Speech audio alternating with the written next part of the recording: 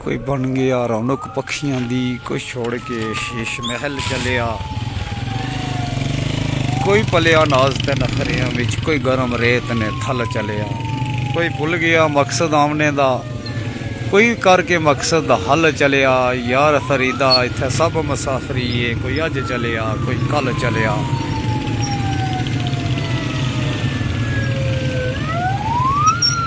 महरूम मगफूर साबिक वजीर बल्दियात, आज़ाद जम्मू और कश्मीर अलकाचार सेंसा ने जिस देखा कि नोइस रोटायर बड़े मकामों पर अल्लाह पाक जवारे रहमत की जगह दें।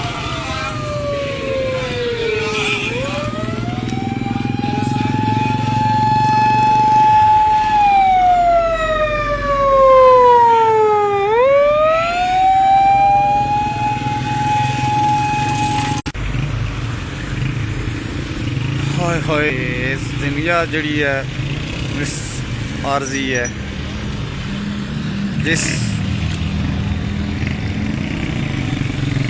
जड़ा भी शख्स आया उस जाना ही जाना, लेकिन बाज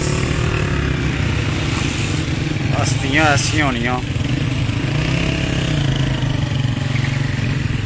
जेड़े जाने, लेकिन उन्होंने जी कारकर्दगी है या उन्होंने किरदार होना हमेशा जिंदा रहना। लेकिन एक पाप सा जड़ा वो अज बंद हो गया।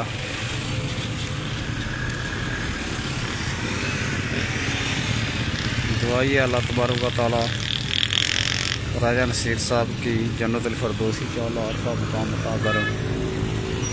जस्ते खाकी नाल जगह जगह पर लोगों फुल नछावर करी दा इस्तकबाल किया। जिस तरह के किसी ने बारात जानी होनी, इस तरह हर जगह पर इस्तकबाल होया। और एक बड़े काफले की शक्ल जस्ते खाकी वाई गांव आंदी गई है।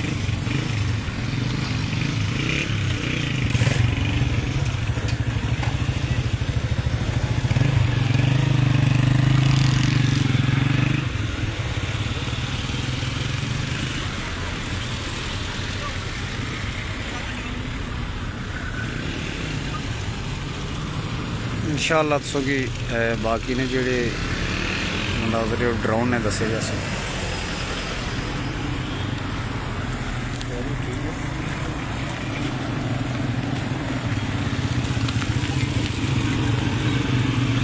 हाय हाय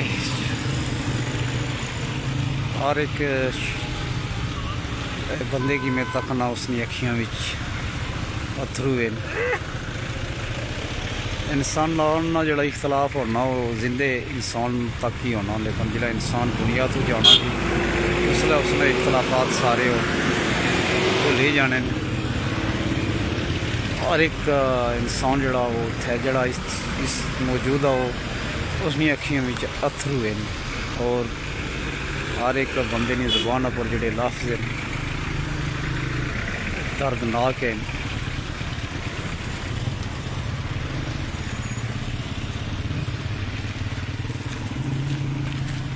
दुनिया अर्जी है।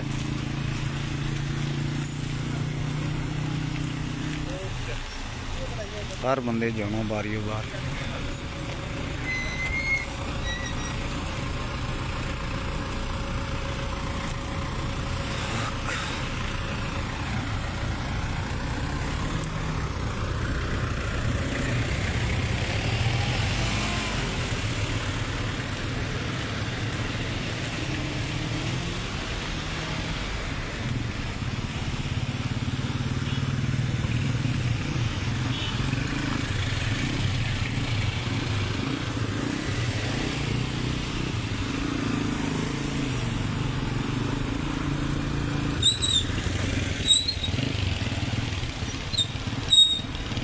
याद नहीं जस्ते खाकी जी सी है वो तकरीबन बाप की पता है कि पिंडी इतने जनाजा पढ़ाया गया जिस सियासी जितने भी लोग से ਉੱਥੇ ਉਹਨਾਂ ਜਨਾਜ਼ਾ ਪੜਿਆ।